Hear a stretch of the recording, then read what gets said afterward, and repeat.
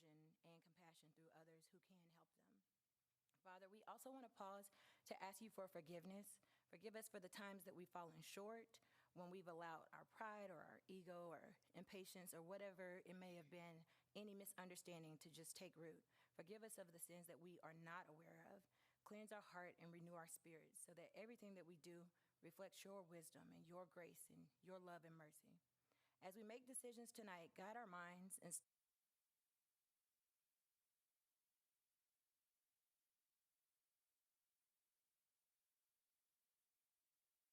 let your peace rest over this room and your purpose direct every plan. We thank you for being with us, not just sometimes, but all the time. It's in your darling son's name that we pray. Amen. Amen. It's beginning to look a lot like Christmas.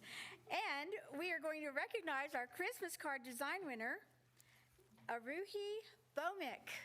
We are so proud of you and this beautiful design.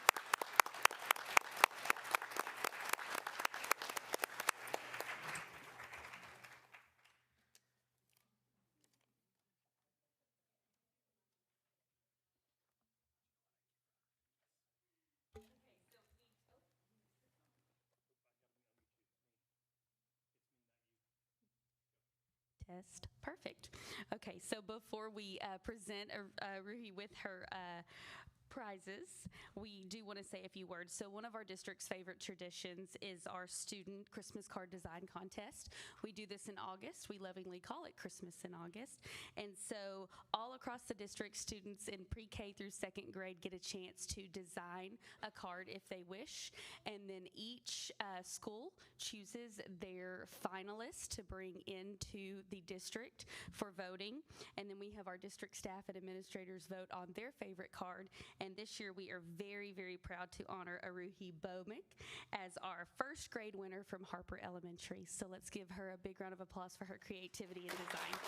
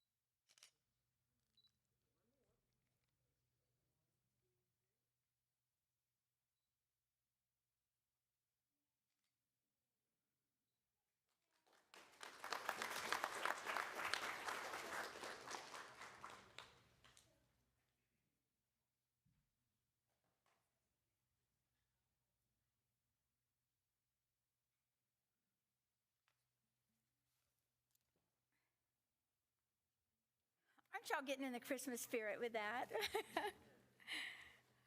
The board will now entertain comments from visitors.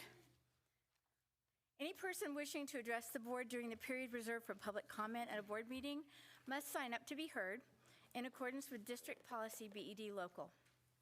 The board is authorized to make reasonable limitations and regulations governing public comment. As such, the board will allow 3 minutes for all speakers. The board will discuss agenda items later in the meeting during consideration. The board is not permitted to discuss or act upon any issues that are not posted on the agenda for tonight's meeting. The board has adopted complaint policies that are designed to secure, at the lowest possible administrative level, a prompt and equitable resolution of complaints and concerns.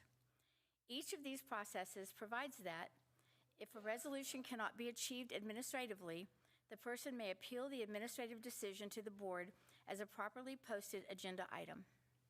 For further information on those policies, please contact the administration office.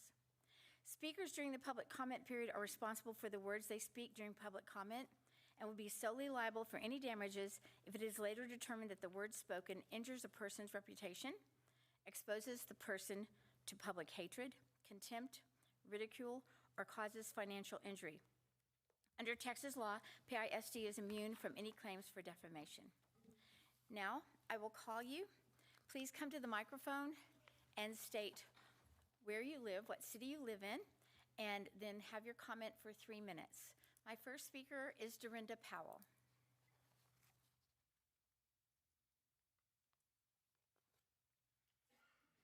Good evening, board. Thank you for this time. I just wanted to come up and say thank you, Julia, for your 3 years of volunteer service here. That because it's for the children and the staff that you're here, and that you work so hard to do that. And I just want to say that to all of the board. You're here as a volunteer because you care about our community and our children, and I thank you for that. I hope you have a wonderful with our new person, that we can celebrate our school and our children. Thank you so much. Our next speaker is Sonia Ledesma.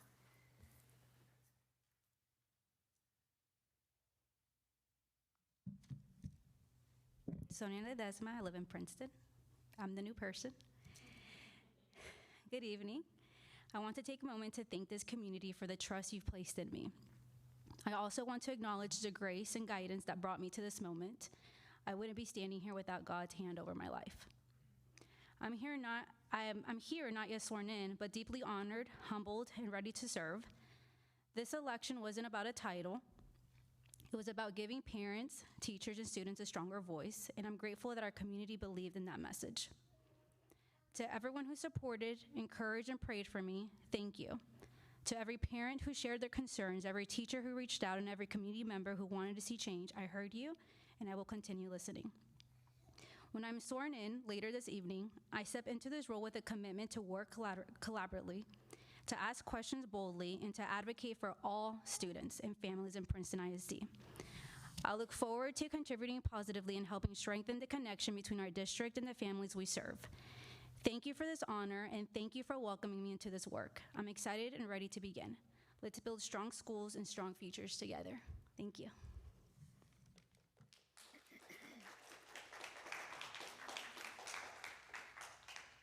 And our next speaker will be Charlotte Wilson.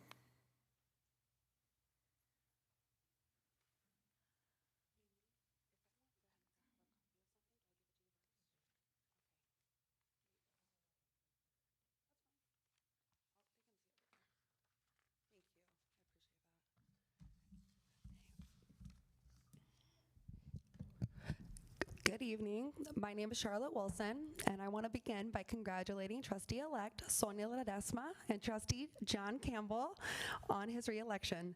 Sonia, your election matters deeply. You are a teacher. You have lived the reality of classrooms, the behaviors, the gaps, the needs, and the truth. Your experience is desperately needed because when people who actually work with children look at data, they see something very different from what is often presented in this room. And that brings me to tonight. At the October 20th board meeting, this board was shown slides labeled Current EB Students EL during Agenda Item 5.F Bilingual ESL Report. Those slides reported that Princeton's emergent bilingual students were performing at 75% approaches and nearly 50% at meets. But those were not EB numbers. They do not match TEA statewide EB performance, and they do not match Princeton's actual EB results from the TEA research portal. They match all student averages, not EB. You will see the real data in the handout I just provided to Ms. Amy. Princeton's EB students score in the 20s and 30s in most grades, not 49% at meets. But I want to be fair, Princeton does have strengths. In third grade reading and math and fifth grade science, we did outperform the state by a few points. Those are real achievements, and our teachers definitely deserve the credit for that. But there's lots of areas where we're struggling. Fourth math, fourth reading, fifth math, fifth reading, where they were not shown to you. Those weaknesses disappeared from the presentation entirely. It was replaced by blended, inflated numbers, and that is not transparency. That is not only an example of information being softened before it reaches this board. And that brings me to the next point.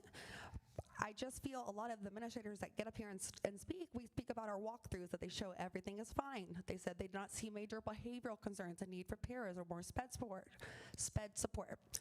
But teachers across the districts are reporting injuries, escalating behaviors, unsafe classrooms. Parents are reporting the same. This is a massive gap between what teachers are living every single day in these classrooms and what is being reported to you on these walkthroughs. When the people hired tell you everything is fine while teachers are begging for support, the truth is not reaching this board, honestly. The district still has no city school liaison. Developers continue building without accountability. Campuses like James had more than 300 students added this year with portables, with no additional bilingual staff, with teachers sharing 2 Chromebook carts between 6 classrooms, no dual language expansion despite the explosive growth. The campus will still receive an F, but nothing meaningful has changed before hundreds of more students were placed there. And this is why Sonia's voice will be so important on this board. Teachers recognize when numbers don't look right. Teachers see what walkthroughs miss. Teachers do not have the luxury of telling themselves that everything is fine because it's not. Board members, I'm asking you, especially with agenda item number 9, firmly, respectfully, and urgently, please demand accurate reporting. Thank you. At this board, we deserve to make decisions that are based only on the truth. Thank you.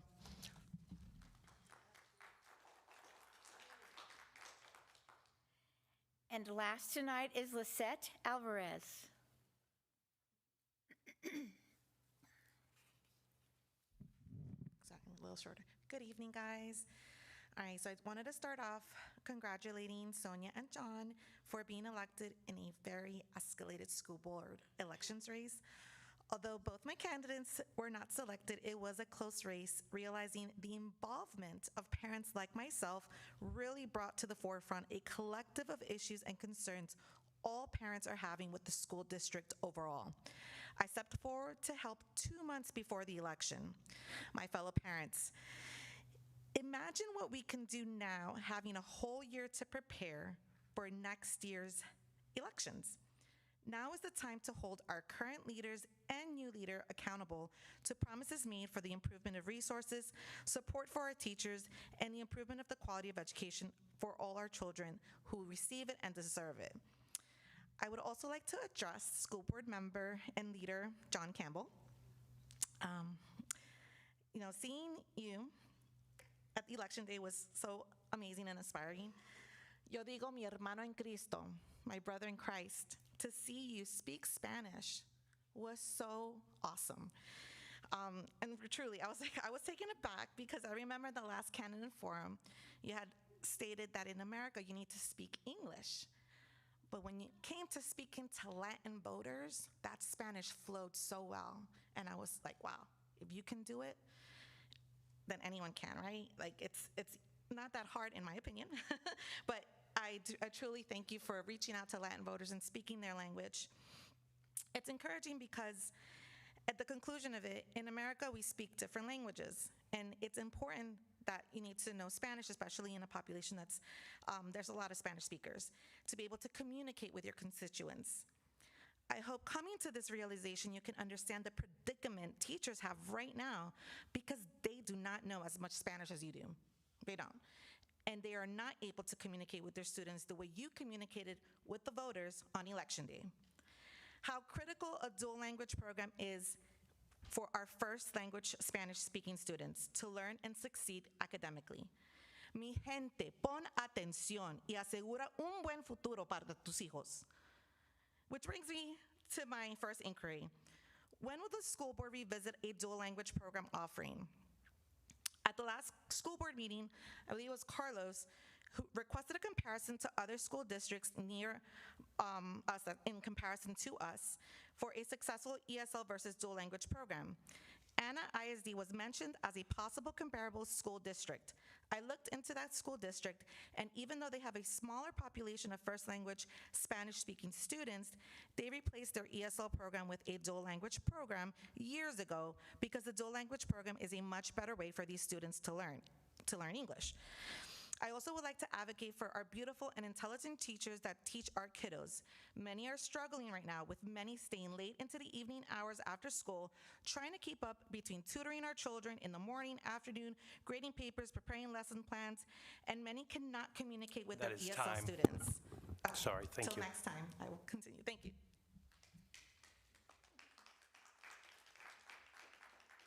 Thank you all for letting the board know your thoughts. Item number 6 on the agenda is information items and reports, and our first one is construction update.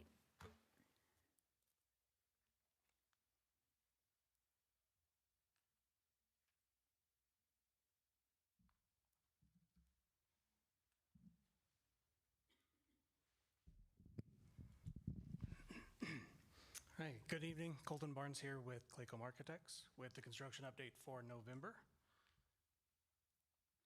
Starting with the new middle school, Bonschbach, we have an overall site plan for you here. And then for the construction update, aluminum canopy install continues, as you can see in the bus drop photo. Scoreboards have been installed at gyms. Classroom and science lab casework is near completion, and then wall texture and tile is 70% complete roughly overall for the building. And again, overall site view here for Carroll Elementary, followed with some other construction photos here. Again, aluminum canopy install is in progress. The light poles on the site have been installed. The CM is continuing the install of ceiling grids and hard lid ceiling as well. And then, as you can see in the top right picture, the kitchen hood and the coolers in the main kitchen is complete. Any questions I can answer? No? All right, thank you. Thank you. Next is the curriculum update.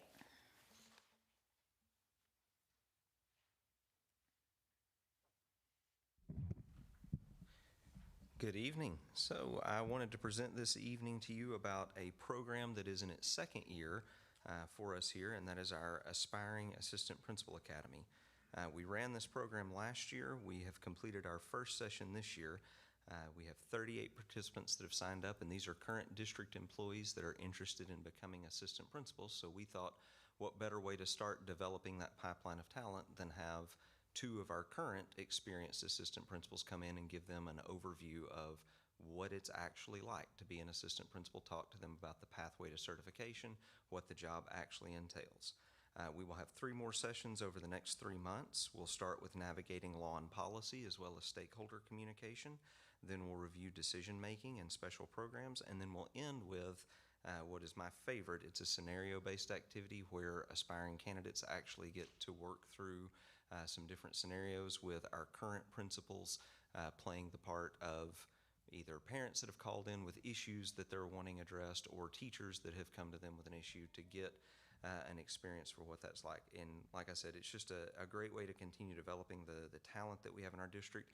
We hired 3 of our current assistant principals from this program last year. So we're very excited to see that, like I said, the interest in that program has increased this year, and we had a very good turnout to our first evening. I'd like to specifically thank Mr. Neil Toll from Princeton High School and Ms. Jennifer Coburn from Harper Elementary for volunteering their time to come out and present during that session. They did a fantastic job. Thank you. We're going to have to build more schools faster if we've got that many people. No, you're not, please. That was a joke.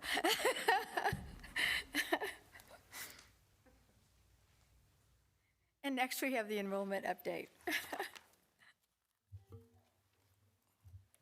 So here's our month-to-month increase. We are up 125 students in the district from last month to this month. Again, 100 of those being at the elementary school level, so still seeing most of the people that are moving in are with elementary age students. Year to year, still staying at about that 1,400, so 1,443 up for the year, 303 at high school level, 313 at the middle, and 827 at the elementary level. So that is why you're seeing those elementary schools come back up on the line. You know, we're opening Carroll next year, opening the next 2 the year after that. So 3 more elementaries in the next 2 years to try to keep up with that growth. And then just compared to projection, we're running about 200 kids over what we had projected to be at in October of this year. So again, staying ahead of the projections. Any questions?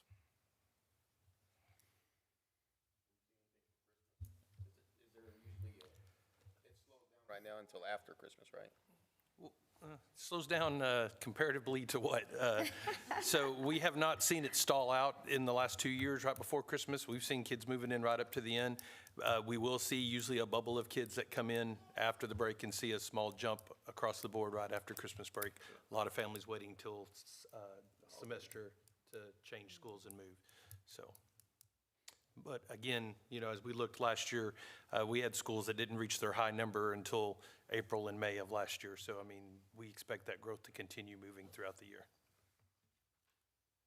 I think we talked about this the last meeting, but there was something weird with Godwin, that it was severely under, right? Yeah, the demographers' numbers and the way they had the numbers zoned, we have seen a lot less students at Godwin's zone than what we had anticipated to the demographer.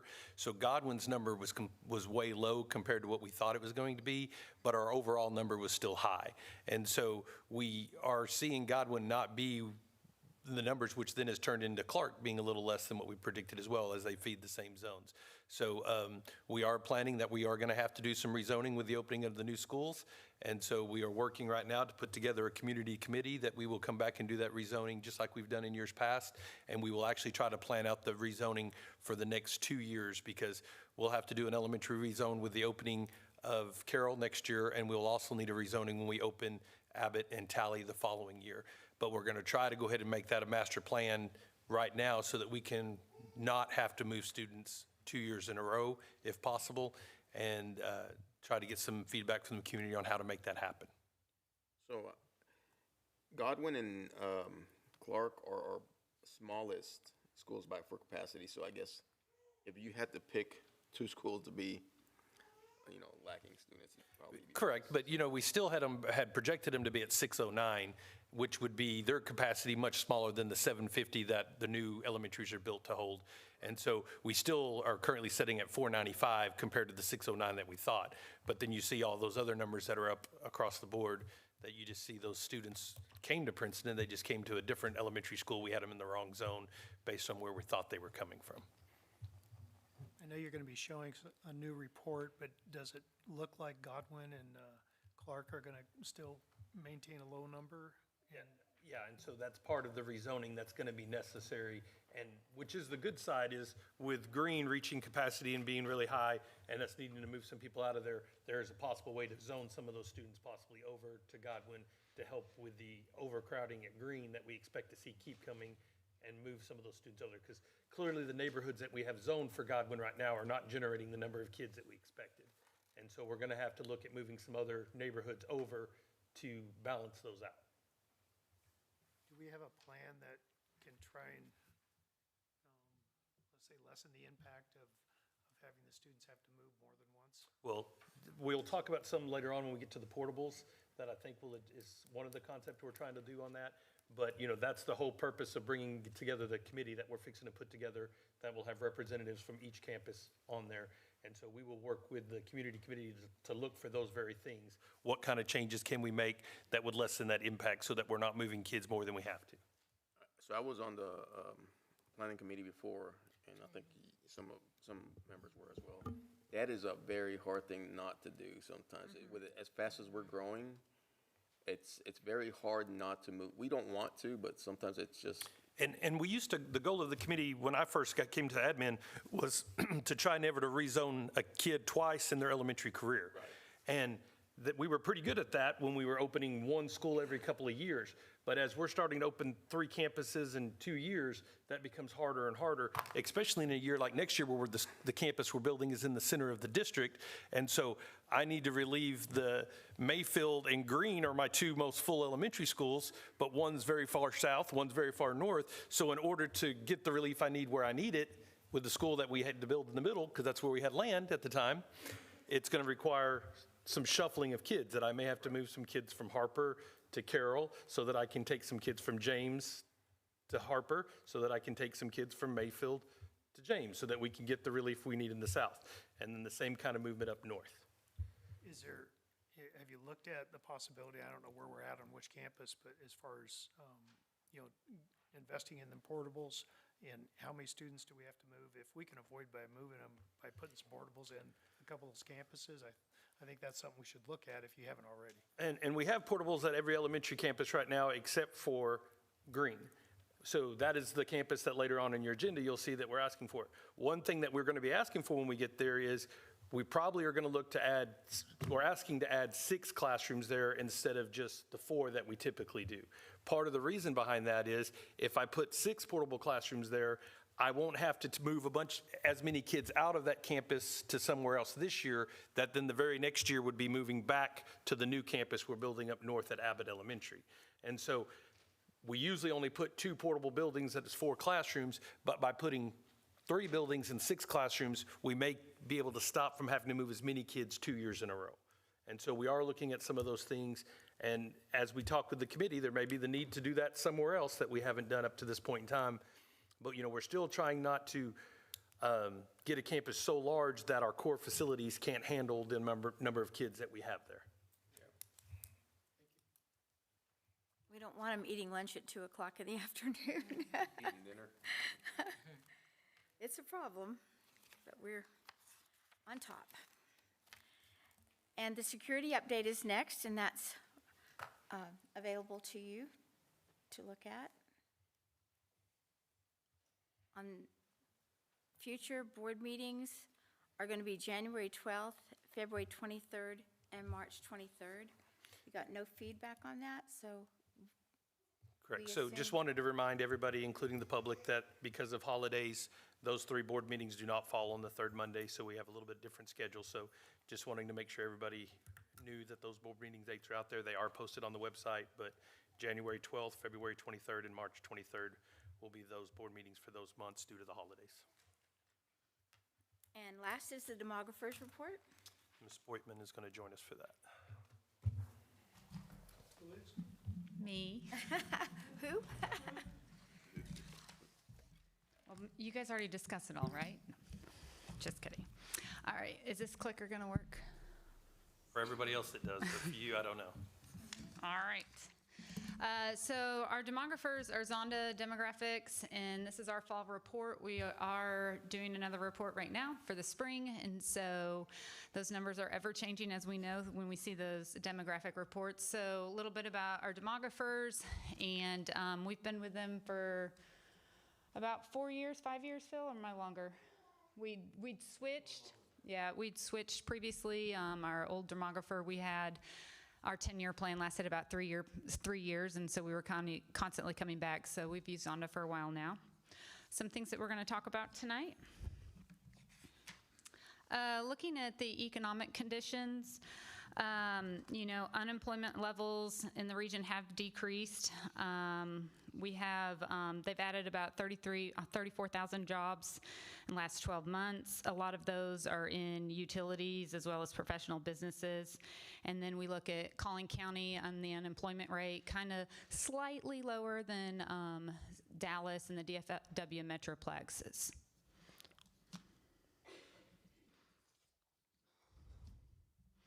When we look at single-family housing in the area, we've had increases of 2.1 number of percent of new homes sold. These are more entry-level homes like we're seeing in Princeton, and they're selling at a faster rate than some of our other homes that we're seeing in other neighborhoods and other communities. Our annual housing starts versus our annual closing in the Dallas-Fort Worth area, you're seeing, pretty consistent, 48,858 to 46,525 of our annual starts versus our annual closing. So we are closing and starting kind of very consistently at that rate. When we'll see in a minute, when we look specifically in Princeton, those closing starts to those annual starts. Right here, this slide I find very interesting. These are our top builders in the Dallas-Fort Worth region, and the top 4 are all building in Princeton. D.R. Horton is in several different neighborhoods, Lennar, the Greenbrick Partners, Heritage Homes, Meritage Homes, and then, we've seen some Pulte homes out there in Green area. D.R. Horton and Lennar out down by Mayfield, building like crazy down there, so we're seeing all of that specifically in Princeton. When we look at the mortgage rates, we are starting to see it tick down a little bit. We keep hearing that they're going to continue to tick down. And so one thing you see with new homes and why we're seeing the growth is, they can buy those rates down a little bit to help it be a little more affordable for new home builders. One of the things to kind of look at and make sure that we're analyzing is if those rates go down, what does that do to our non-new homes? Are we going to start seeing a turnover? Because a lot of the trends that we're seeing here and in some communities neighboring us is, people aren't moving like they used to. A lot of times you'd see your empty nesters either downsize or upsize after that, and we're just not seeing that, and a lot of that is because of interest rates, and people are kind of staying stagnant. So if we do see that tick down some, what's that going to happen to our community? Now, if we start really looking at Princeton ISD and our new home activities, right now we've just got quarter 1 and quarter 2 in. I believe quarter 3 they've got that data that will be in our next report, but we are definitely outperforming what we've done in previous years. So we are still getting several, if you look at that total of the total number of annual starts versus the total number of annual close, we're within 1.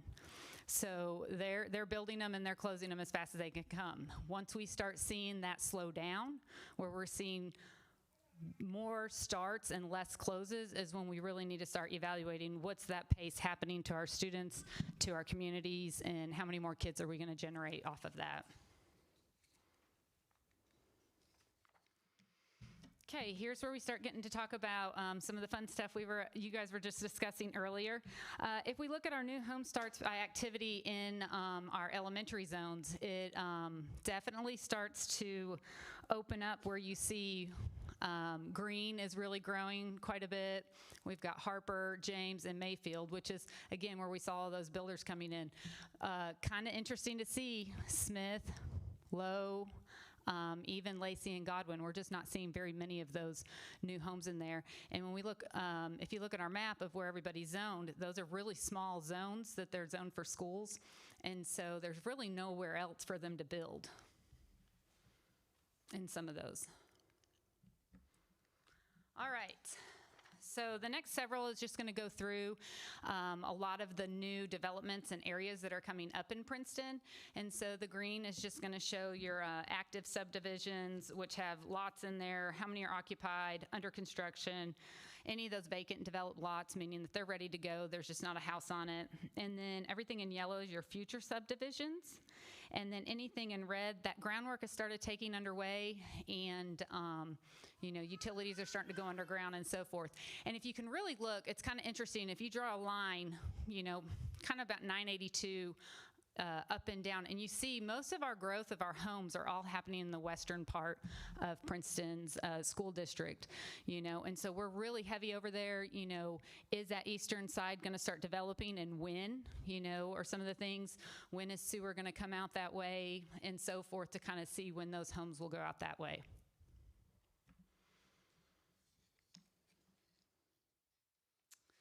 So district housing overview. Right now we have 33 active subdivisions, nearly 1,200 homes under construction, and 4,360 lots that are ready to be built right now. Within Princeton ISD, 13 potential future subdivisions that have more than 4,700, and then we've got groundwork on the way for 3,700. So that's about 5,500 homes that within the next 2 years worth of inventory that are already being prepped. If we look at our top 5 subdivisions, we've got White Wing, Winchester, Bridgewater, Sicily, and Tillage Farms, and you can kind of see really hot in the map. And again, you can kind of see that line that you draw, and everything is in that western part of Princeton ISD, and kind of just running north and south. Yeah. And I think it's interesting, and I know she's going to get to it later, but if you look at those right now and think about our next 3 elementary sites, 3 of those 5 sites of those large developments, we have school sites being planned or built in right now. Sorry, go ahead. No, you're good. When we look at White Wing right here, and then the demographer, he looks at all of these neighborhoods, and then depending on the size of the home and all the different things that they put into it, it yields how many students that we are potentially going to get when these homes are filled up. And so in this neighborhood in White Wing, it is yielding about 0.6 kids per home. We were at 0.6, then we kind of dropped down to 0.4, and then now we're back up to 0.6. And all of that has to do with birth rates and economic conditions and everything else that goes on there. So this neighborhood right here, and White Wing where green is, where we're talking about those portables later, they're producing a lot of kids out of that neighborhood. And that just kind of shows you in the map.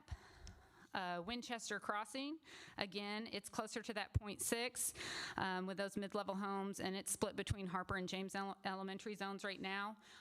So looking at, when we do bring this committee together, how we can alleviate some of this growth here, because again, this neighborhood is producing higher yield of kids per home. We can kind of see where that is located. Tillage Farms, which is out there by Mayfield, and our Tally site that would be opening not next school year, but the following. So we've already got it planned there. They are smaller homes, and if you notice, they're yielding that 0.293. This is more typical of what we see in a multifamily home, some smaller things. Some of these homes are 600 square feet, so you're not getting as many people in that home to be able to yield a higher student rate.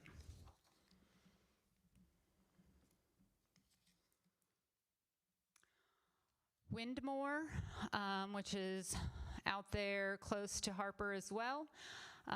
They are producing about 0.4 students per housing. It's kind of interesting that Winchester is around 0.6 and this one's about 0.4, being so close together. So I think it's just because they don't have as many homes ready yet, and so that number is kind of skewed one way or the other.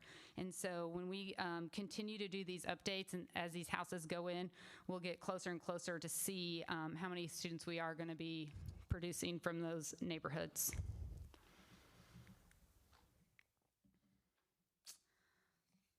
And then when we look at Ashford Crossing, this one is kind of, again, skewed. There's only 25 occupied homes right here.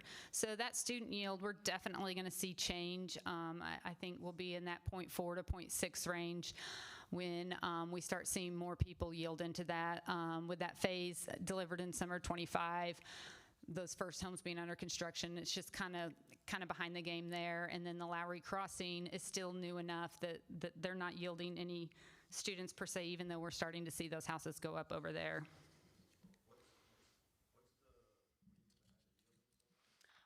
Because they've only got 25 occupied homes, where if you look at some of the others, there's 800 occupied homes, and so they're getting better data there. With only 25, it's kind of a skewed data until you get more in there to kind of really see that.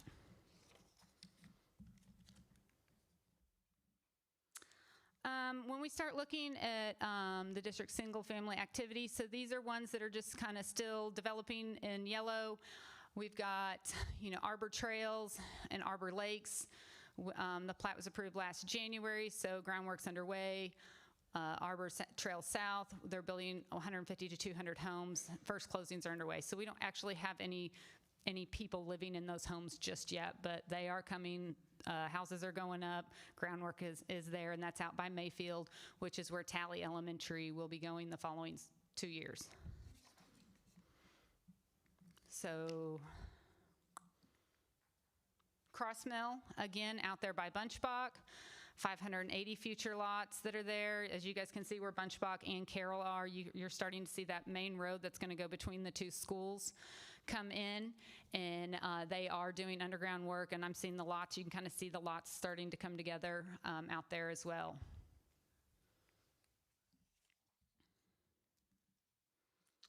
The Hollow, again, out there by Mayfield and where Tally's location will be in some of James's zone.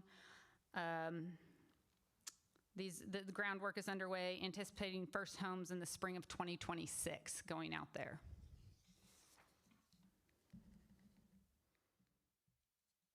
Acorn, we can see another, 447 lots. Developer anticipates building 150 to 200 homes per year out there with a couple of different phases. Groundwork's underway on all 3 of the phases. We got a lot of developments going up. Up here north of FM 75 is Serenity and East Ridge, and also our Abbott Elementary lot that will open the same year as Tally. And so you can see the groundwork's going up out there, and some of the road construction that they're trying to develop that and getting ready, and that will help also alleviate some stuff. Currently it's in green zone, but that will definitely alleviate some stuff out of green zone in the next couple of years.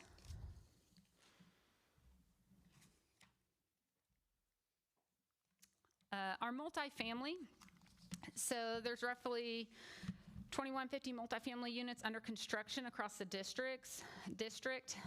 408 are single-family rental, 386 manufactured home sites, and then we have 3,800 future multifamily units in various stages of planning. And so those are just the different dots, the purple being under construction and the teal being future lots that they are currently working on. So kind of spaced out throughout the district as well.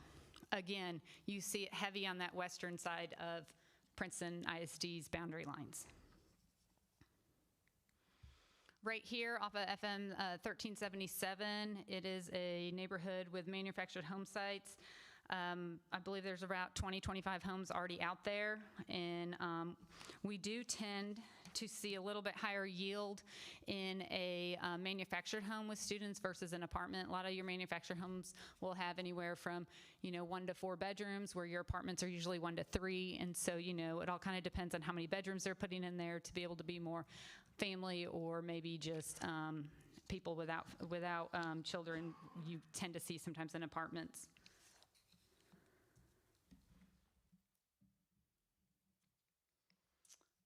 Harvard Flats.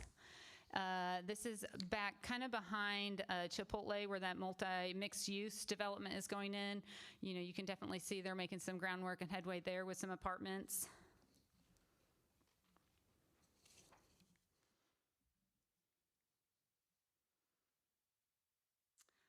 This is another multifamily manufactured home site. Groundwork is near completion, and they feel like it will be opening late of 2025.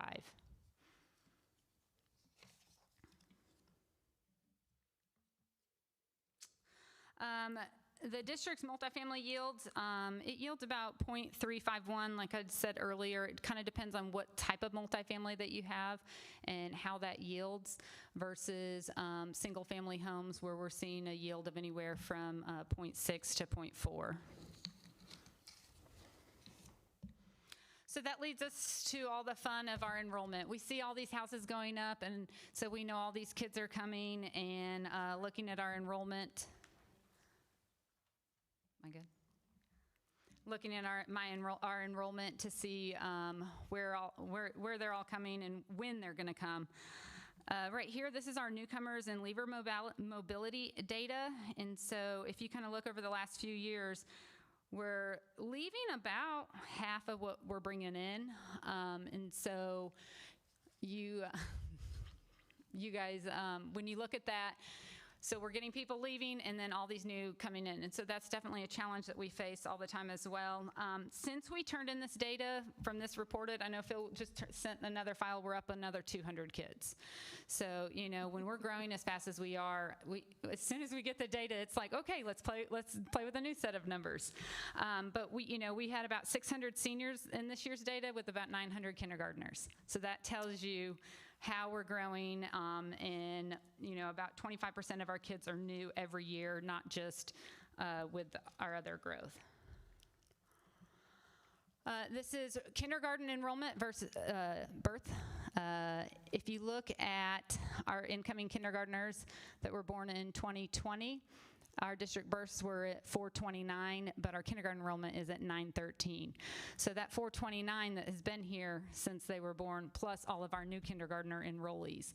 And so that's pretty eye-opening to look at these numbers and what they're expecting to do over the next 4 years. 1,000 births last year that will start kindergarten in 2029 or 2930. What is that going to do to our total kindergarten enrollment here in the next 5 years?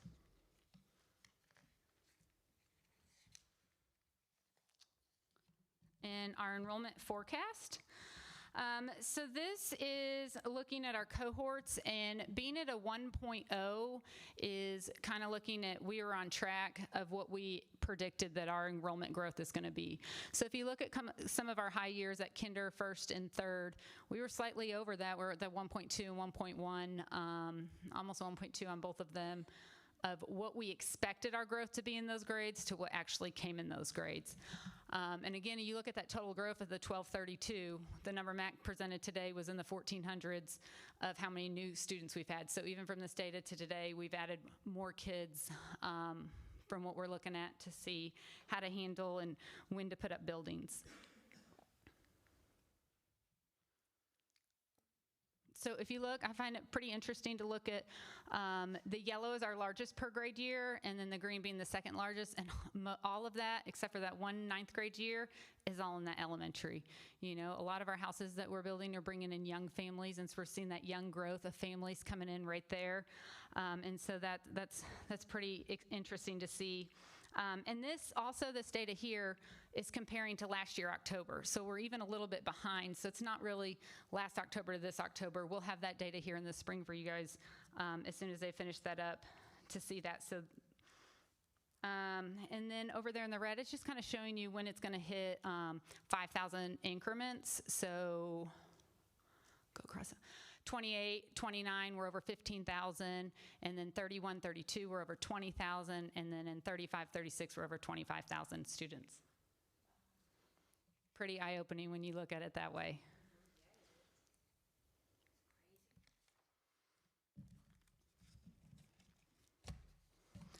Okay, so you know, you guys discussed a little bit about elementary zoning, and if you look at this with the green and the yellow of when we're going to need to start looking at opening new campuses, you know, 26, 27, we've got Bunchbach and Carroll coming in, which will definitely help alleviate some elementaries, as Mac talked earlier. With Carroll being smack in the middle of everything right now, we're going to have to look at some zoning and shifting to be able to help out Harper and James. It does not help out. It does not help out Green just with that distance. You'd be rezoning over zones when we start looking at that. And then the following year, when we get to 27, 28, when Abbott and Tally open up, you know, we'll definitely be able to help both north and south part, because remember we talked about everything's over that western side. And then high school number 2 is projected in 29-30, and then along with a middle school and elementary in 30-31. But when we really look at those numbers, I'm going to need more than one elementary there. I'm going to need a second one, which means we're going to need more bond capacity. And then we start looking out future from that. And when we look, you know, that 10-year mark there, we're going to need at least, you know, just looking at these numbers here, at least 6 more elementaries, 2 more middle schools, and then possibly a 3rd high school is kind of what we're looking at with this forecast of this growth here.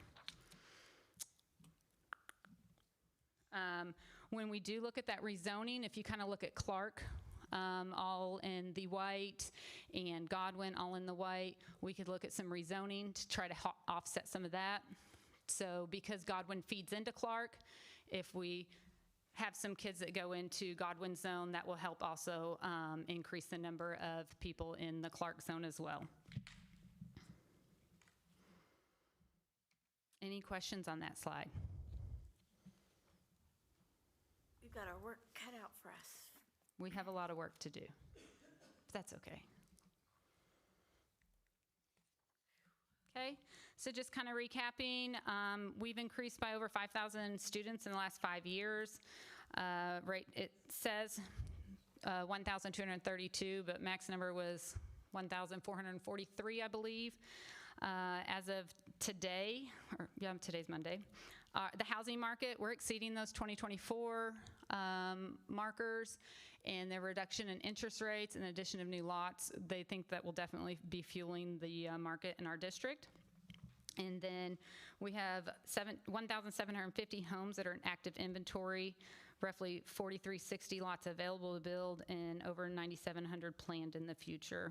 And then, you know, we looking at that forecast of our enrollment trends, and when we're over 15,000, 20,000, and 25,000 students.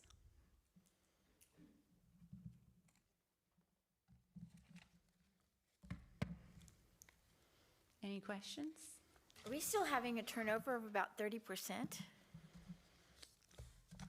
I thought it was, are you talking about Kids coming in and kids kids going coming out? out? Yeah, I mean, we're having a shift with that. You So said earlier 25%. 25%.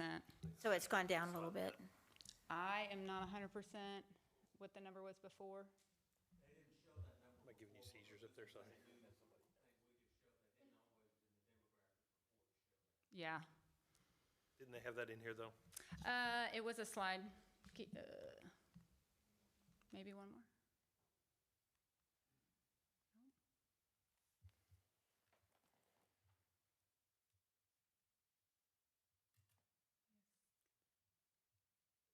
Because that tells a story, our turnover.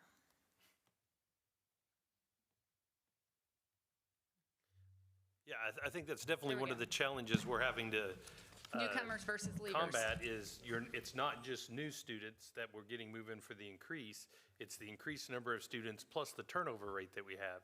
And so again, that's one of the things we talk about is that even when we have a good plan in place, sometimes the number of kids that we're getting that are new each year, we have no idea what kind of foundation they had before coming. And so that's just another hurdle that we're having to jump right now is that turnover rate of kids plus the additional 1,400 students that we know are brand new. So I think just another one of the key points that we're looking at here is, I get asked this constantly is, with all the school districts around us declining in enrollment and closing some campuses, how are we still building? Well, and that's the thing we're trying to watch for. We're looking for the trends in these numbers to see when is the time to stop building, because that's the hard part, trying to hit that arc, because there will be at some point in time where the growth does slow down and does stop, and that we won't need to continue to build, and you're trying to hit that perfectly. But all signs currently point to that's not in the next 10 years here.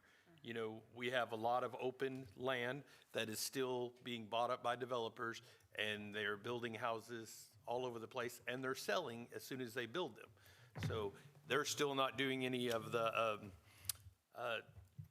more custom type homes in most of them, where you actually get to go in and pick. When we first started getting homes here, you went in, you actually picked your lot, and you went in and planned your deal. They're still selling at such a rate that most of the home builders still aren't even doing that. They're building spec homes, and you can buy it or not because it's going to sell quickly anyways. And so those are the things that we're looking at, trying to guess when is this crest going to happen so that we can make sure we try to time our growth to that point, because we don't want to build more schools than we need long term, but we clearly are nowhere close to what we're going to need for the next 10 years. Those schools that are closing are they're landlocked, and they're older developments that have more established personnel. They're not starter homes like our homes are. Agreed. Do we have any way, or have we done an idea of what we're getting as far as turnover on the, let's say, the rental market, and how that's affecting us, impacting why? We don't have anything that's broke down to that level of the rental markets, but we do know that a lot of the neighborhoods that we're seeing come up, there are a lot of leased homes, a lot of companies that are buying up investment properties and leasing those out. And of course, those are always going to have a higher turnover rate than when someone purchases the home. So we've even seen some of the developers themselves that have built a portion of the neighborhood and kept it under themselves and are leasing them out from their main company, not even selling them off to an investor. And so those properties are having a quicker turnover of people. We don't see as many long-term residents in those. That's unfortunate, because it impacts our ability to educate the kids and to plan and provide a good school environment for them. Agreed.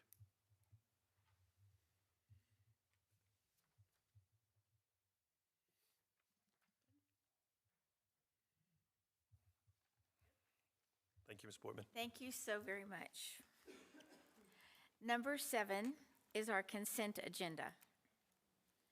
Does any trustee have an item that they would like pulled for separate consideration? I just want to make sure everybody saw that we did have to add 2 POs to your list. I know Amy emailed those to you so that you knew they were there. They were in your packet, but they were added late, and there's a copy at your desk. And those POs are for additional band instruments that we need. Is the company that we're using for the band instruments, are those, it's the same company we've been using all along? Yes, And sir. We get bids from multiple companies, but this is one of the ones that we've purchased from the last couple of times, correct? Thanks.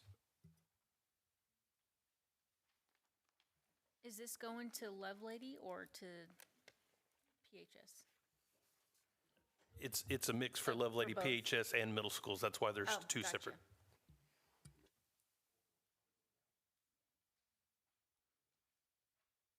And even though they're not the 50,000 threshold, there's two of them. I appreciate you still bringing them to us. You're welcome. I may have a motion. I'll make a motion to approve the consent agenda. And I'll second her motion. Starla made the motion, Dwayne seconded. All in favor, please signify by raising your hand. Motion passes unanimously. Thank you. Number 8 is our design development of Anthony Senior High School.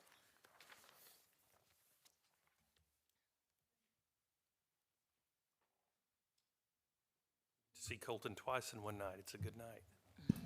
I know it makes you so happy to get to see me more. All right, so back we were here in August with the schematic design presentation for the high school. So this time is the design development. Just basically taking the design a little bit further, starting to flesh out some more spaces, get more definition. So you'll see, just as a quick reminder, here's our site behind Harper Elementary. The site plan that we've worked out here showing the fields, the building with different phases to add in a 9th grade center there on the white, and then planning space to the far right for a future middle school as well. Just as a reminder, the red asterisks are the kind of main entry points for the building. This next slide is, again, the site, but showing some color coding here. So the red, that's red outlined would be our phase 2. That's a additional classroom wing and some additional parking. And then the yellow marking is our phase 3. That would be the 9th grade center to bring us up to 4,000 students total for the campus. And the white, as I mentioned, is future space for a middle school.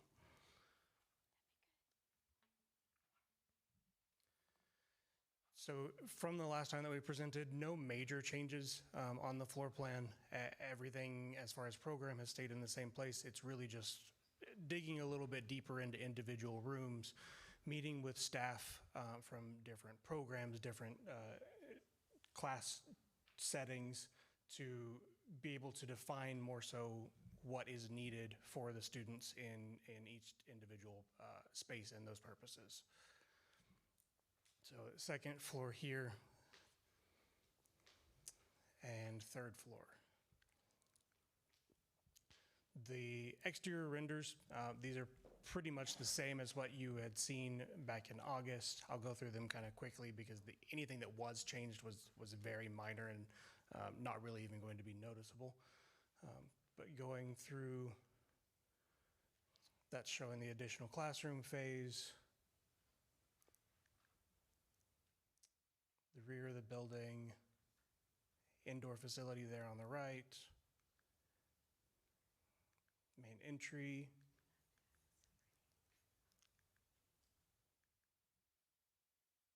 This showing the fine arts and athletics secondary entrance along with the culinary for public access. Again, for that classroom wing addition as part of phase 2.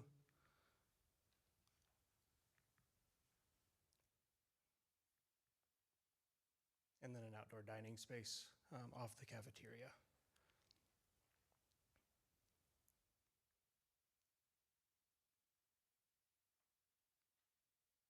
Okay, starting here is where we'll start to see some new things, some fun interior stuff where we've dived in and started to flesh out some spaces a little bit more fully. So this is the main corridor that separates the competition gym and the auditorium. So this is where everyone would be coming in for the sports events, any plays, that sort of thing. So split between the stairs there is the wide open glass there to be able to watch the game while out in these more open common spaces. This is the opposite side of that hallway. And then looking into the auditorium here, there's a couple of renders.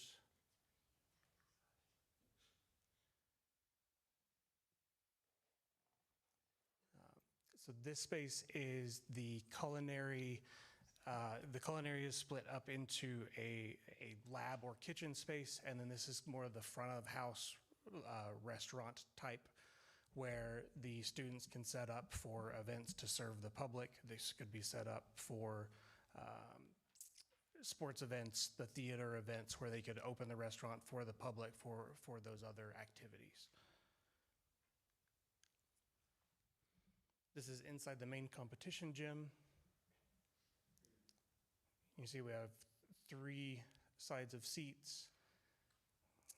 The court itself is accessed from 4 corners, but the seating is going to be accessed from the upper concourse level. So you would come into the second level and then walk down to your seat. This is starting to look into the cafeteria area, just a small seating area that separates the cafeteria seating and the corridor down the athletics. An overall cafeteria view.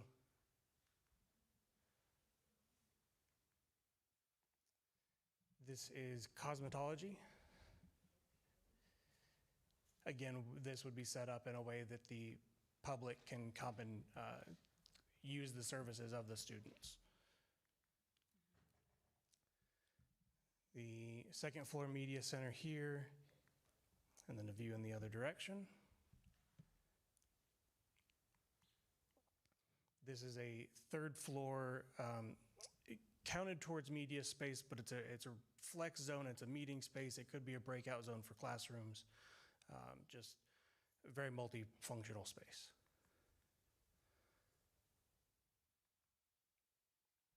And then this is looking down into the Dirty Lab. This is one floor plan change that we had made since the August presentation, is to add these meeting rooms that project over. Just some visual interest, but also a way for students to have some quiet breakout space throughout the building. And this is down on the that Dirty Lab, or what we're considering the Dirty Lab floor, looking up into those the media there on the 2nd floor, the multifunction on the 3rd above that. Schedule, again, nothing that we are tracking as a change from last presentation. 30 months of construction starting October of next year. And then, as always, just looking forward to the continued cooperation and being able to work with you all. For this, we are looking for approval to move into construction documents from this design development phase now. I do have one question. Sure. So where you have the stadium, or where the basketball games and so forth would be, is that going to be designed, yes, like the storm shelter environment? So the competition gym is not the storm shelter. The practice gyms will be. Okay, that's what I was trying to get at, to make sure Yeah. that we had one of those with this. Yeah, so let's go back to floor plan.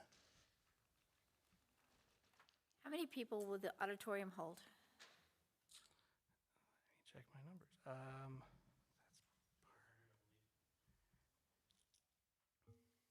It's 1,103 plus 12 spaces that are allocated for ADA.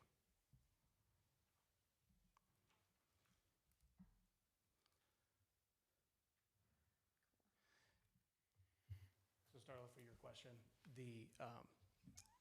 the more vertical portion of the building there, that gray area, those 2 gyms along with the hallway to the left, and then the smaller area there are restrooms that serve that. That's all the storm shelter area.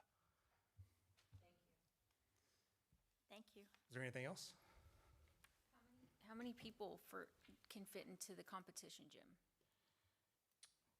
Competition gym is 2,165 seats. It's pretty close. 2165. Yeah, we used the existing kind of as our base point for that.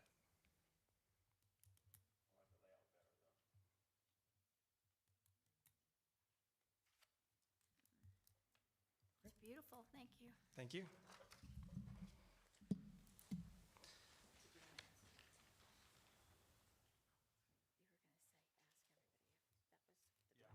So we don't need a formalized motion there, but just wanting to make sure that we're heading in the right directions, because at this point in time, we're going to start moving into construction documents to stay on timeline.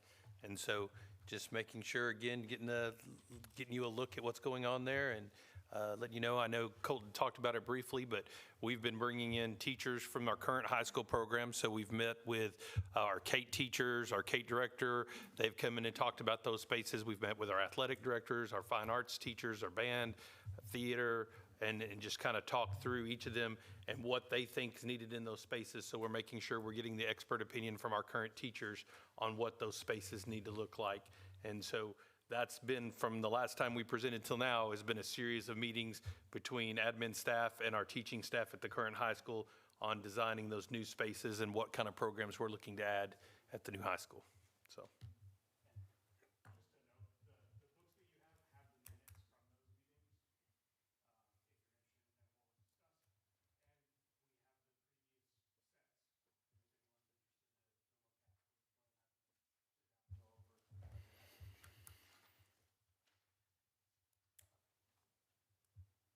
Any comments? Okay, thank you. Okay. Number 9 is the targeted improvement plans. All right. Good evening again, everyone. Okay, so in your board packet, you do have a copy of the targeted improvement plan. I think everybody got it pulled up.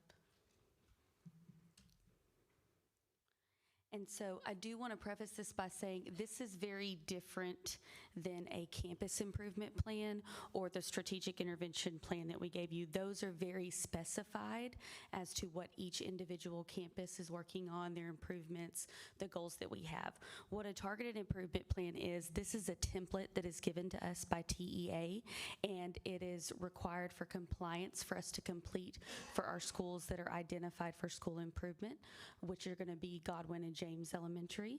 And so the questions and the outline that is on here, we simply just answer the questions that are given to us there. It's really just wanting to know, how are we working with Region 10, who is our vendor that is partnering with us on improvement, and if we're going to apply for any grants, which we have in the past. We're going to continue to do that this year, but it's just working through that outline, and that's what we have to turn into TEA. You will also notice there's 2 other campuses that are on this one. They are Mayfield and Clark. Those are not schools that are under school improvement. Clark is actually an A-rated campus, but they previously were on the board for targeted improvement. Mayfield Elementary is also not a school that is under school improvement. They previously were comprehensive, but have shown a lot of growth. But because of their work in targeted and comprehensive improvement, we were able to apply for a grant last year called Texas Instructional Leadership. It gave us the ability that, although it's under those 2 campuses, it gave us the ability to be able to bring Region 10 in for our entire district to use through that grant. And so as part of compliance, we have to also include them in the targeted improvement plan. They actually will have a separate one when they get entered. So you'll notice on the sheet where it says grant only, and they have a few different answers than the other campuses that are on school improvement. Okay. So I'll just do a quick overview of the different pieces of this, and then if you guys do have any questions, I'll be happy to answer those for you.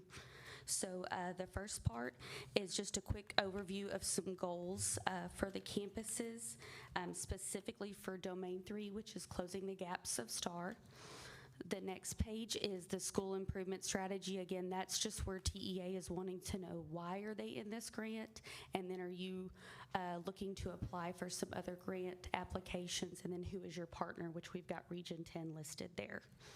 The second part is all about curriculum and instruction. That's just asking what curriculum materials are we using, how many instructional minutes per week, and then your instructional days, and then what is our assessment calendar and plan for the district. And so that is outlined there. The second part of curriculum instruction is really just, are we implementing a PLC structure? And every campus is, and so it just asks for a calendar of those. And then one of the next to last ones is milestones. So you'll notice Clark and Mayfield, the Region 10 actually gave us an outline for these. These are very scripted. So the milestone outline for Clark and Mayfield has to do with the outline of courses that we're doing with that Texas Instructional Leadership. That's the outline of the courses we're doing every month with them. And then for Godwin and James, their outline of courses are all based on Region 10's outline for Effective Schools Framework, or the FLIPS program, which is what we are doing with their trainings monthly. We were actually just there today. So that covers that piece. And then performance management is just some check-ins throughout the year, and then the resources you can see there, which grants we applied for. TIL stands for Texas Instructional Leadership, and then Principal Manager Academy, and then FLIPS is not a grant, that's something free for school improvement. And so I'm happy to answer any questions that you guys have.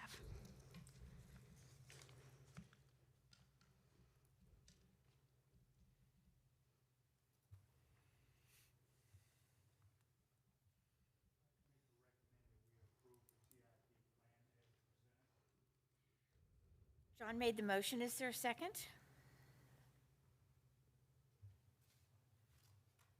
I'll second it. However, I do have some questions. Okay. Dwayne seconded, and now we're going to have some discussion. On the first page, I see those percentages, 60%, 75, and we're not even close to that right now. Am I wrong? What? So on some of them we are. I will say when you look at the meets grade level and above, on some of those areas, just in the first two categories, Clark is very close to that, if not over. That's where you get that 90, 60, 30, that gets you the A, so that's where we set theirs. But the other campuses, those are their goals to meet, and they have set a goal anywhere from, it averages between RLA and math about 10 to 15% higher than where they achieved last year. Where it says domain 3, those last 4 categories, that is a little bit confusing the way TEA wants us to put that in. So that's not 75% achievement. The way that works is in every domain, like academic achievement, you're able to earn a total of 32 points. In domain 3 for academic achievement. The way that 75% goes in is they want to know what percentage of that 32 points is your goal to earn. So if we earn 75% of those points, that's actually an A in that academic achievement piece in domain 3.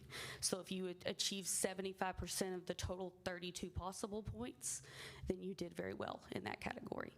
And so some of our campuses are actually already achieving 75% of those points earned. I guess when I look at this, and I'm just going back to the STAR test, which I guess is going away now, but you know, we set some goals that were a little too high as a board for reading improvement, and it was aspirational, but not really realistic. And I'm wondering, are these more aspirational or is it realistic? Because if we're going to be audited on this, is this something that we can do? And I don't think it's one that we're necessarily going to be audited on. We are shooting for the stars, essentially. And a lot of the goals that we are setting for ourselves, actually they are not having us put on here. We are actually setting them in domain 2, which is student growth, and that's where our high leverage points are. That's where we're seeing most of our success, is getting our students to grow from one level to the next. And so we don't think these are unattainable. You have to remember, we're setting these goals, and we typically do a little higher in RLA than we do in math, so those kind of average out. But we feel like these are attainable and ones that we can do, and that's why we've set them there. But we did push, Dwayne, because I mean, yes, we have received feedback from the board that some of our goals you did not think were lofty enough goals, and you wanted us to push harder. So again, if you compare those to the outcomes at those campuses last year, you're looking at about a 10% jump in each of those categories, and that's going to be a chore. I mean, we're going to have to do some work to get that done.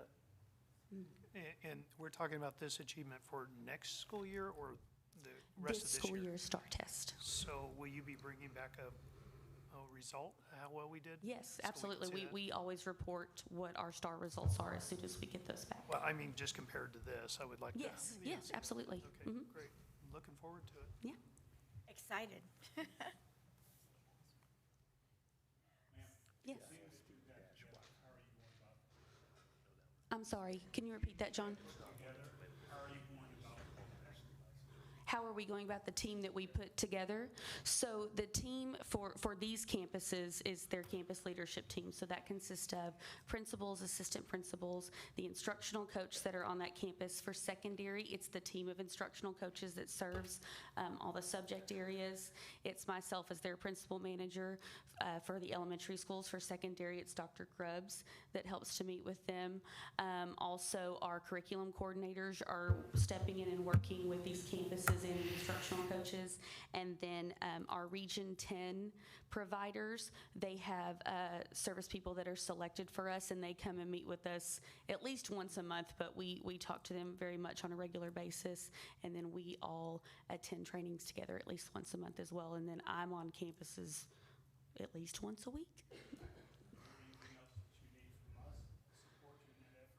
Just continued support. We appreciate you guys, and anytime we ask for something, you are all open ears and open hearts, and so I think just continued support to know that we've got people and teachers and staff that are really working hard for these kids and really want to do well. And there's a lot of change that's come about this year, and these teachers are really stepping up and doing a great job, and we just appreciate them, and they like knowing that they have your support as well.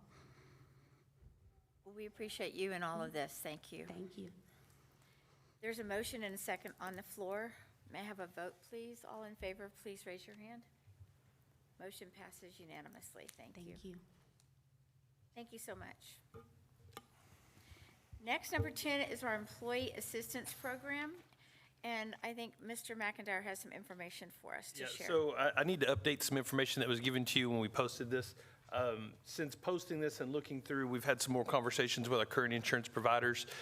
We did find that in September, we added on a new policy through one of the providers we use that provides an employee assistance program to our staff. The only difference between the one that is currently being provided for free to all of our current staff members and their households, and the one that we proposed in the package that we were looking at adding, is that it has unlimited phone call conversations if they need to talk to a counselor about any of those areas. And so they would have unlimited access, but all of the contact hours are over the phone, and there are no face-to-face. But when we were looking at the other one, the one we were proposing had told us that they provided 6 face-to-face for that price that we quoted. But once we dug into that a little bit more, they're located in Chicago. Is that correct, Wendy? And so we still believe that while they say face-to-face, most of those still would have been a Zoom call. And so with all the new information and everything we found as we dug into this some more, our recommendation is actually going to change, that we need to try to push out and utilize the current system more before we look at adding anything extra. So I think that as far as this program on here is going, I think we could just table this item indefinitely, and we will try to work on pushing out information to all of our employees on the program that we have in place, and then reevaluate that come the end of this year to see if that met the needs of our staff. But it would allow all employees and anybody that lives in their household to have access to counseling services at no charge for any type of mental health or substance abuse. So I just want to say that I'm really excited we went down this rabbit hole and discovered all of this, because this is going to be a huge help to all of our people. And I'm excited for them to be able to use this. I would like to make a motion to table this indefinitely. Do I hear a second? I'll second it. Starla seconded. All in favor, please raise your hand. Motion passes unanimously. Thank you. Number 11 is the approval of library material acquisitions. So again, in accordance with the new policies in Senate Bill 13, we've posted those materials out there for public review and for the board's review. and we just need to approve those. They've gone through the same process that we outlined last month. Make a motion to approve all library materials as presented. Dwayne made a motion to approve all library materials as presented. Is there a second? I'll second it. John seconded. All in favor, please raise your hand. Motion passes unanimously. Thank you. Next on our agenda are portables at Green Elementary. So as we showed you in the slides and on the enrollment report, Green is continuing to grow, and to get through the short-term growth and before we get Abbott on the ground up north, we will need to add some portable classrooms. Again, like I mentioned earlier, the one thing that's different here is because we don't want to move these students twice in an effort to keep from moving them to someplace like Godwin and then the very next year moving them again to Tally, we believe it would be prudent for us to place 6 portable classrooms, 3 portable buildings out there on that property so that we won't have to move those students twice. That would give us a little bit more capacity out there to run those and be able to try to limit how much we're having to move those students. You're also going to get a request that comes along with this a little bit longer, just as we did this last year where we hired some APs a little bit early and then we've been able to place them on campuses. We're going to come back around with that as well, because if we're going to have this many students there, we're probably going to need some extra help. So if we're able to hire those APs for Tally and Abbott a year early like we did this year, then that gives us some extra help on some of these campuses that are going to be overcrowded. But so our recommendation is to approve the purchase of 3 portable buildings, 6 portable classrooms to be installed at Green Elementary for next school year. So I'll make a motion to approve the purchase of those portables. Starla made the motion to approve. Is there a second? I'll second. Bianca seconded. All in favor, please raise your hand. Motion passes unanimously. Thank you. The next item is item number 13, Jackie Hendricks Stadium Track. We talked when we started the stadium renovation project that the track was going to have to be something we considered. The end of its lifespan from when we actually did it would have been next school year, and so we were anticipating that that was going to have to be redone. After having the construction and all the equipment out there, we've got some spots that are just completely unusable for this season. So we're requesting that we move that up 1 year, that we will pay for that with our local construction funds. And our recommendation is to completely resurface the top of that track. And so I've given you the 2 quotes that we've received for that in your package. Our recommendation would be to go with Paragon and resurface that track. Just clarification, where was the funds coming from? From our local construction fund. The local, not the bond. Correct.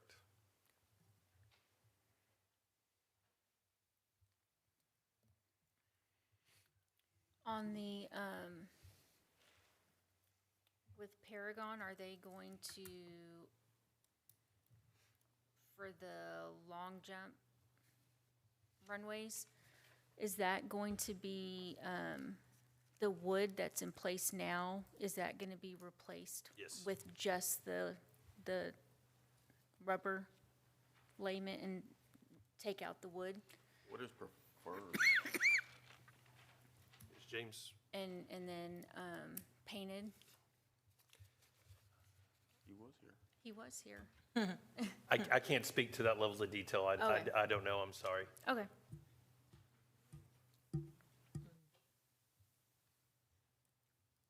So your recommendation, though, is the second option, and to Yep. go with Paragon? To option number 2, and Paragon was the low bidder. Paragon has done multiple projects for us. We are very happy with the work that they've done. And so that would be our recommendation. Do we need to acknowledge the second, paragraph or whatever to that we've got some other?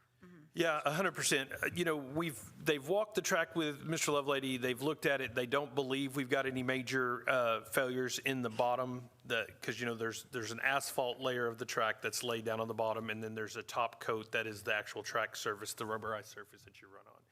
We don't have any major shifting in the track, so we don't see any big cracks coming in there.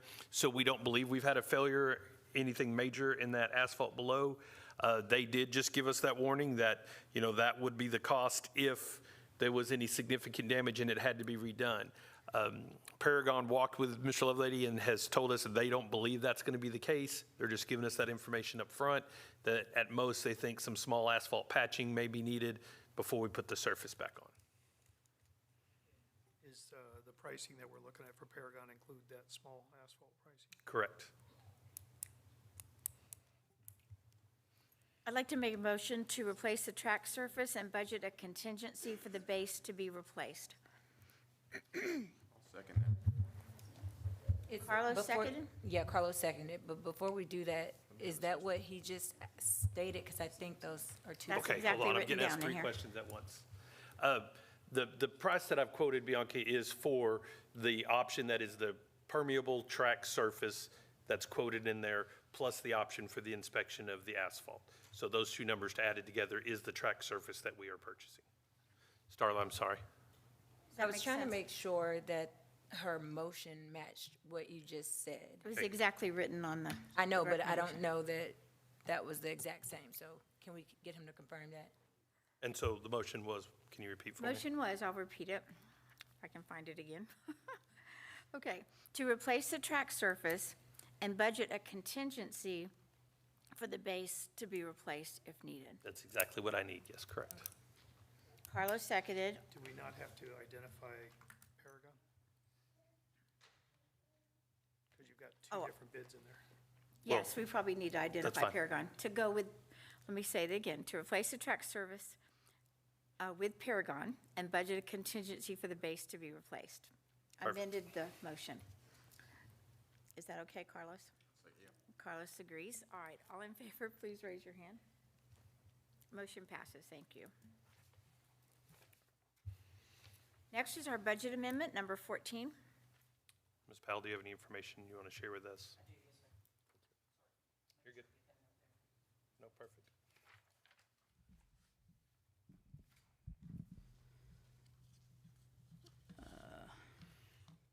Good evening. Good evening. So before you, you do have a few budget amendments, 4 to be exact.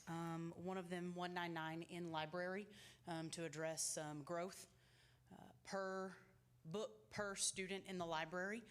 Looking at, as you're approving library materials, acquisition materials, we want to make sure we have the funds there to budget. So you have our recommendation. We're also working, curriculum, library, and myself are working to get some other numbers from districts around us about their per student, per book ratios in their libraries, to bring you some other numbers possibly this year as well to address some growth as we've exploded. We need to make sure those per book, per student numbers stay adequate. And then you have 2 688s that we are rolling forward from last year, the fire alarm system. And then the admin repair, admin renovation for the other building. Still looking at some countertop pieces there that needs to roll forward into this year. From last year, those were both approved already. And then you have the portables at Green. I do want to add a note for the fire alarm system at the high school. There was a walk done today with the fire marshal, the company, Mr. Anthony, I believe, Ms. Boitman, and there is, it's called BDA. I had to look up what that meant. The bidirectional amplifier system. They're requiring testing of that to make sure, as first responders are in the building, that radio signals cover the building. Once that is complete, after testing is complete, we may have to revisit the fire alarm system because that could cost us extra money. Radios have to work when they're in the building. I just don't know what that number is to give you that. So I should have that hopefully for December, and then I will also come back with the track budget amendment in December as well. And the BDA is something that is very common. Every time we build a new school, we do BDA testing to find out if they need one in that facility.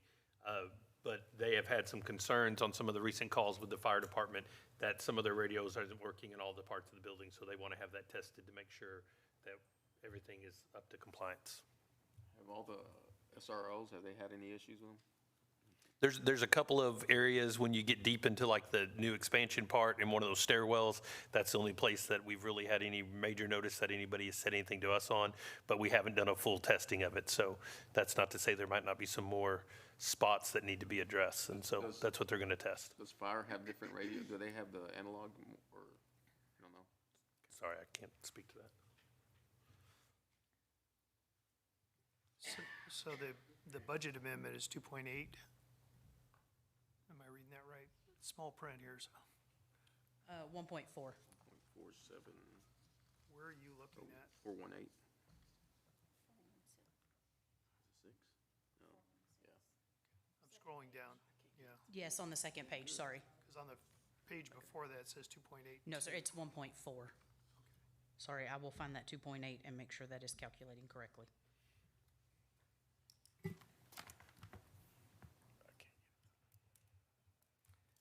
Mac, was there some conversation about maybe moving a portable, or maybe that's next year? No, the conversation about that was really more in regards with us putting 3 at Green now. Long-term, we may not need to keep 3 of them there long-term. And so if it gets us through this time of need, that third one could be replaced and moved somewhere else down the road. We haven't currently been moving them because the growth has been happening pretty consistent throughout the district. While we may move out of the portables at a campus, it's usually not more than a couple of years before we're back into them at the rate we're growing. And so we haven't been able to replace and reuse them at this time, but most of our campuses 2 has been enough. So the third one that we put at Green could be something that on the next time we need them could be relocated to another campus then. But we do not have any right now that are sitting that we believe it would be a smart move to relocate, because it's going to cost me to put them back in there again, because we have no campus that's out of the danger zone just yet. This 1.4 is, are we okay? Yes, sir. Yes, sir. Great question, Dwayne. Are we okay? Then I'll make a motion to approve the budget amendment as presented. Darla made the motion. I'll second. Dwayne seconded. All in favor, please raise your hand. Motion passes unanimously. Thank you. 15 is the tax roll summary 2025.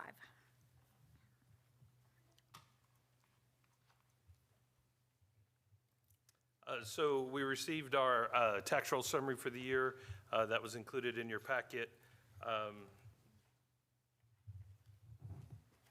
The total tax roll was 5.6 billion, where our certified values were at 5.3 billion. So then you can see our new tax levy. We are expecting that the new tax levy will actually be about 2.6 million more than what we had originally budgeted for this year.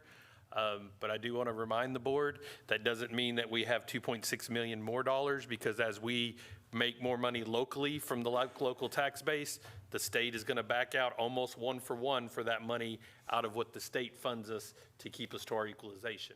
So we are bringing in more money locally from our tax base, but the state is going to back out of that. Now, on the INS side, it's going to be a good benefit for us, because having more property value there means our 50 cents will generate more money on that side to help with the construction of new buildings. So that's where we're realizing actual help and some positive out of this.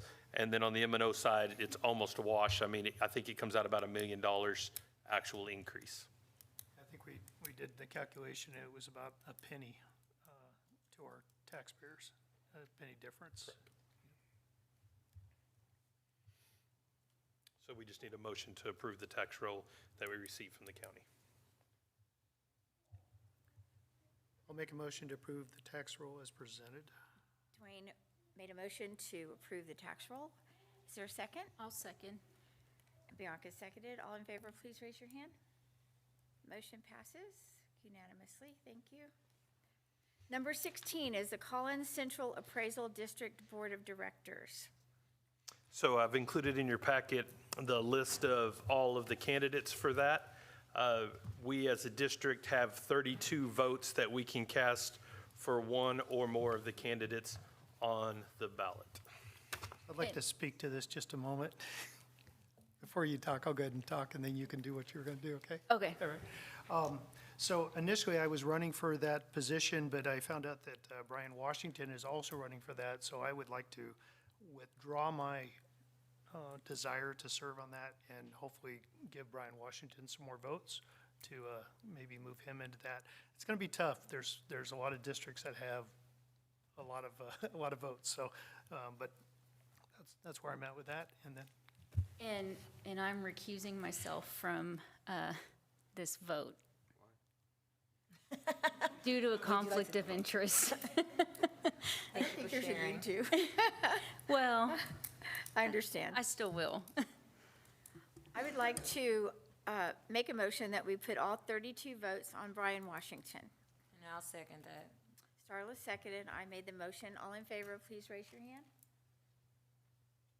Motion passes unanimously. Thank you. well, almost unanimously. That's true. Besides one. Okay. Number 17, renewal of interlocal agreement with Region 10 Multi-Region Purchasing Cooperative. So for those of you that have been on the board for multiple years, we are in a purchasing cooperative with Region 10. It has to be renewed each year. And so this is just one of the cooperatives that we use to be able to buy some of the foods and resources that our kitchen uses to feed our kids. And so it saves us lots of money. And so we just need to renew that again this year. Make a motion to renew. And I'll second. Okay, Carlos made the motion, Starla seconded. All in favor, please raise your hand. Motion passes unanimously. Thank you. Number 18, Board Procedures Manual Update. So we met a few months ago in executive session to do a workshop with our attorneys. I have provided you with, to the best of my recollection, all the changes that we discussed in a red line copy in your packet. And so if that is what your recollection is and everything looks good, then we just need a motion to approve the new board procedures manual as updated at our last meeting. I'll make a recommendation to approve as presented in our last meeting. Sean made the motion to approve the updated as presented. Is there a second? I'll second it. Dwayne seconded. All in favor, please raise your hand. Motion passes unanimously. Number 19 is Canvas Trustee General Election.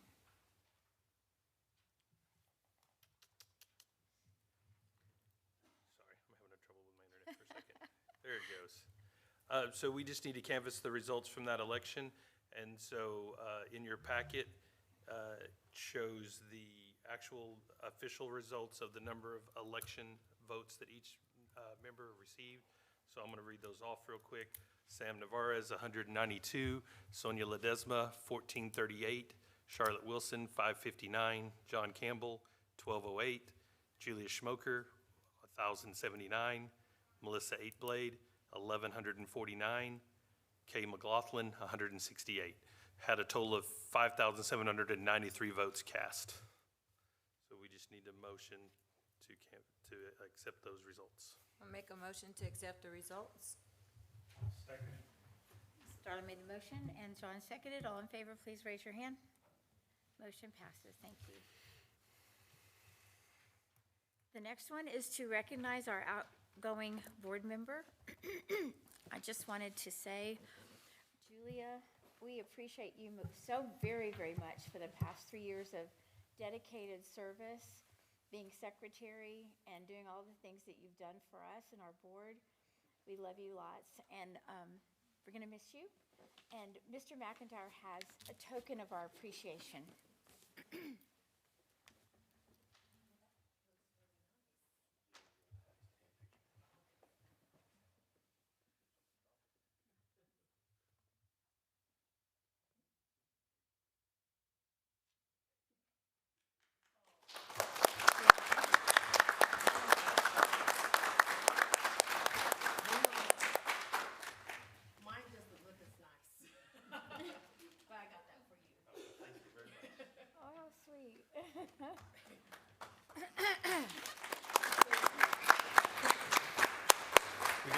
You got cookies too.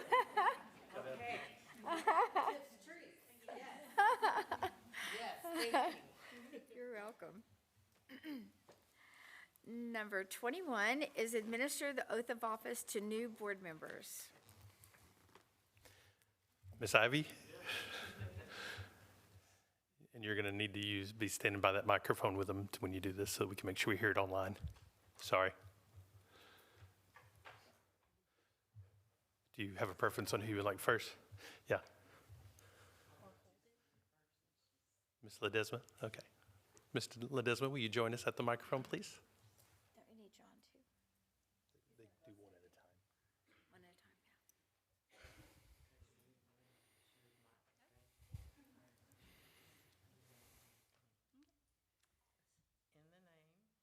In the name In the name and by the authority and by the authority of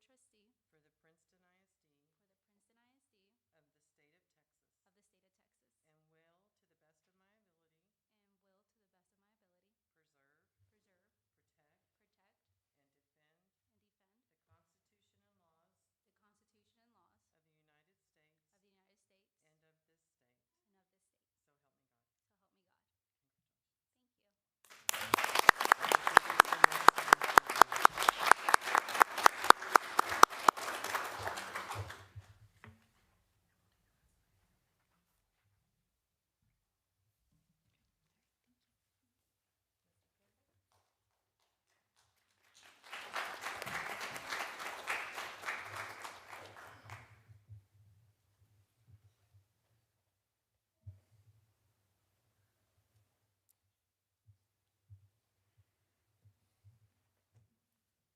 Congratulations. Thank you. You good? Yeah, I'm good. Repeat after me.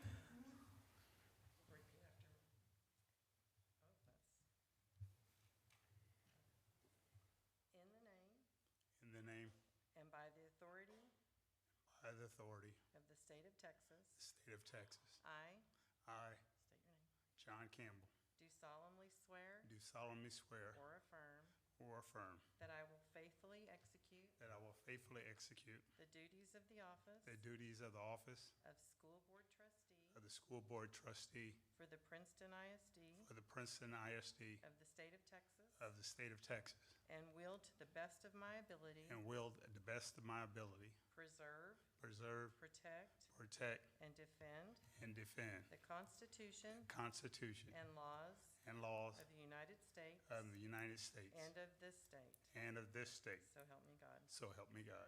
Congratulations.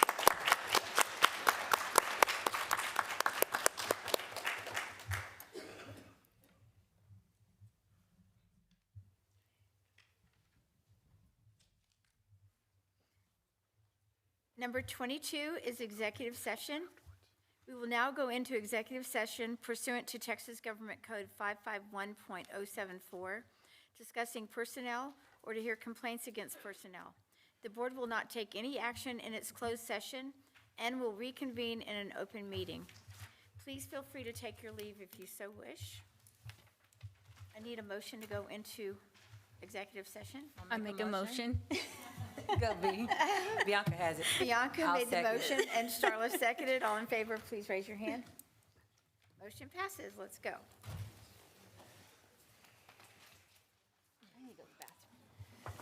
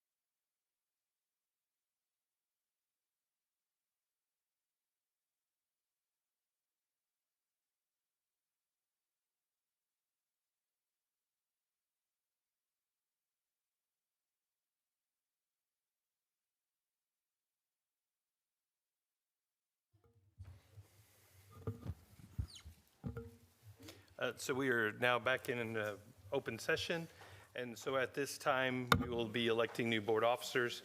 At this time, I would accept a nomination for president. Would like to make a nomination for Cindy Darwin for president. So I've got a motion from Dwayne for Cindy for president. Do I have a second? I'll second it. I have a second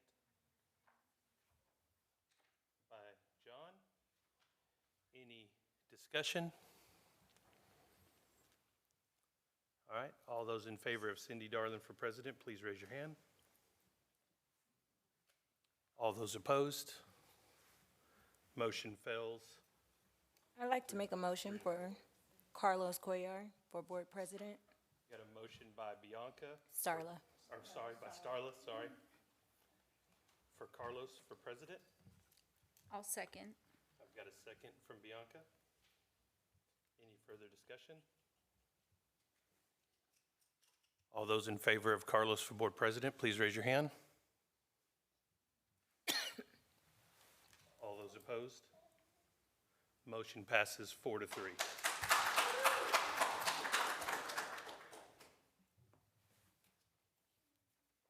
I will now accept a nomination for vice president.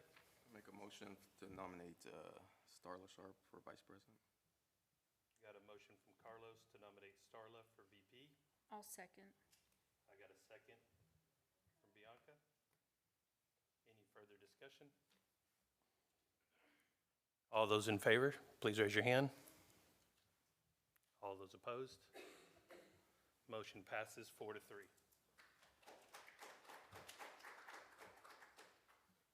Now accept nominations for secretary.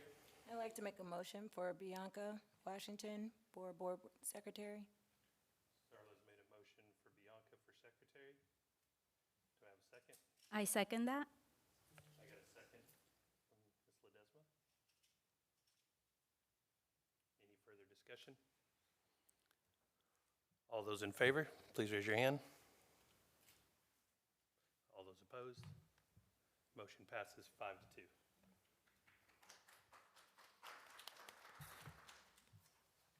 Carlos, as sitting president, adjourn us. If there's no further work to be done, we're adjourned. Adjourned at 8:52, yeah. Yeah, I do.